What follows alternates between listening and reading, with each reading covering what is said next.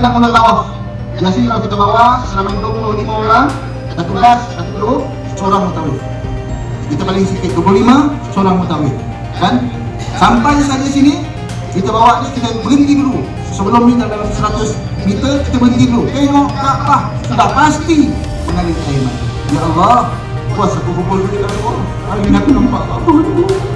Budak-budak tak nak nangis, tapi kalau situ nangis juga, percaya lah.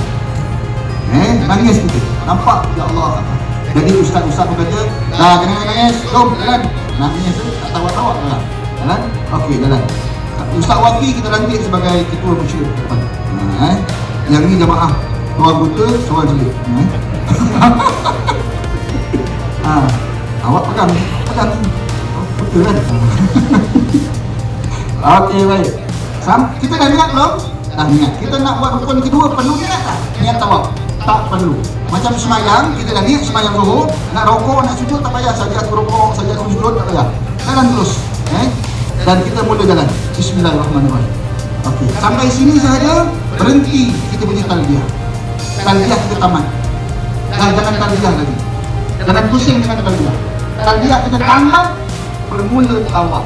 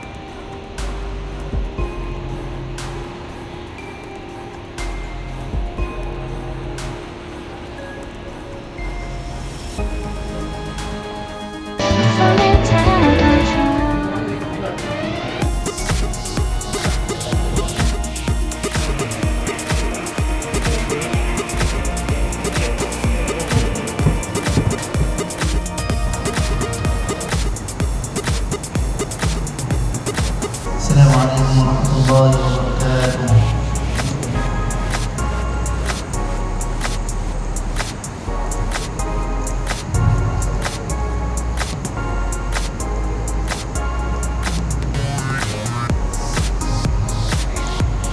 أعوذ بالله من الشيطان الرجيم.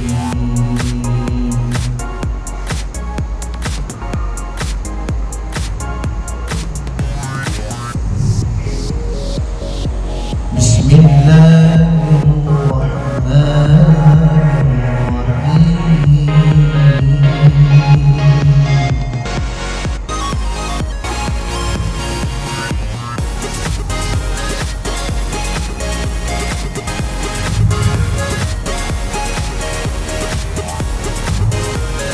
يسألونك عن الأنفال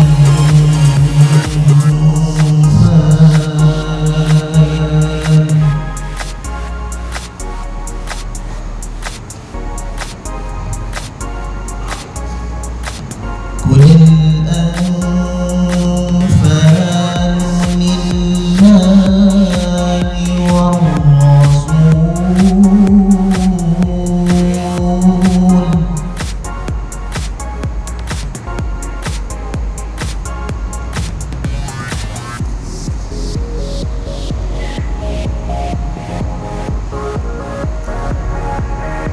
فاتقوا الله وأصلحوا ذات بينكم وأطيعوا الله ورسوله.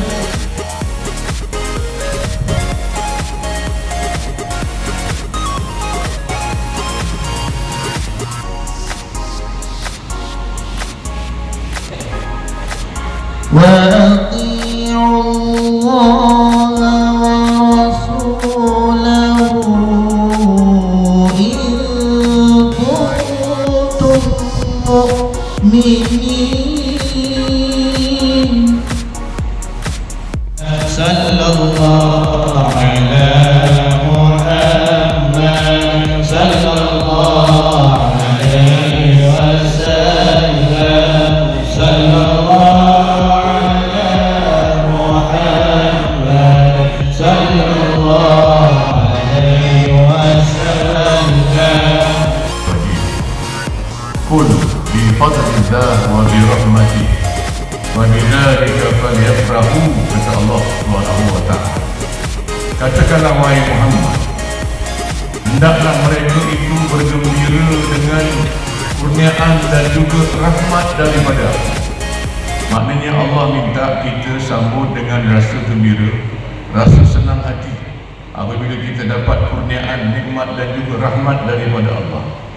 Abdullah Ibn Abbas dalam tafsirnya menyebutkan, tidak ada rahmat yang paling tinggi, yang paling mulia, yang paling hebat yang diberikan kepada kita melainkan dengan kelahiran baginda Rasulullah sallallahu alaihi wasallam.